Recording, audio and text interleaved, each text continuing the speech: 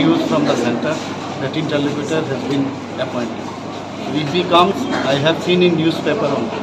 But if he comes, always welcome. Then, after meeting with him, then I can tell you. Beforehand, I cannot tell. Sir আজকে online লাইব্রেরির উদ্বোধন করা হয়েছে। আপনি যেমনটা বারবার বলেন যে পেপারলেস ট্রান্সপারেন্ট জিনিসপত্র থাকতে হবে, এই অনলাইন লাইব্রেরি নিয়ে কি বলবো? খুব ভালো লাগছে এটা অনলাইন লাইব্রেরির মাধ্যমে। আমাদের মেডিকেল কলেজেও আমরা দেখেছি, এতে একটা কি পেপারলেস ছাড়া বই বেশি হয়ে গেলে এখন কি তার যে ফিজিক্যাল ভলিউম সেটা কিন্তু কমে গেল, এবং যে কোনো জায়গায় অ্যাপ্রোচ করা যায়, যে কোনো বইয়ের দরকার সেই অনলাইনের মাধ্যমে সেটা চলে আসে।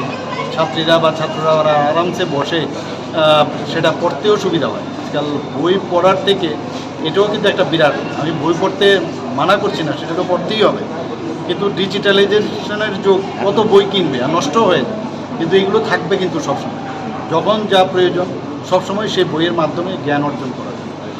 এটাকে আমি অবশ্যই ধন্যবাদ দেবো। So one more issue is there has been some incidents of rape and police has successfully caught. Is there any such incident in Amarpur also? As a Home Minister, what is your message to? Whenever I see any news, that day also while I was going to Udaipur, I got the news immediately. I already contacted with the SP. Then I told him that immediately you have to address and arrest the culprits, and they have done it in everywhere. And from my side and from my government side, we are very transparent. There should not be any, what I should say, zero tolerance. We have already adopted.